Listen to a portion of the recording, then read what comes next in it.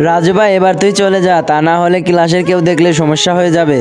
আরে কে কথা বলছে রে বাইরে? যা যা যা, আমিও চলে যাচ্ছি। Me I coming sir. আরে প্রতিদিন তুই ক্লাসে দেরি করে আসিস, তোর বাড়ি পাইছিস নাকি? Sorry sir. যাও, আজকের মতো মাফ করে দিলাম, যাও। যে রকমের বাপ সে রকমের ছেলে হয়েছে, প্রত্যেক দিন স্কুলে দেরি করে আসে। ঠিক বলছিস। হ্যাঁ চিন্টু, এবার তুই বল, মানুষের শরীরে কয়টা হাড় থাকে? স্যার 9999। এ মন্টু তুই বল। আমারও মনে হচ্ছে 999 হবে। জলদি বল। স্যার 999। 999। বদমাস কোথাকার, এতদিন পড়াই তোদের এই শিখালাম?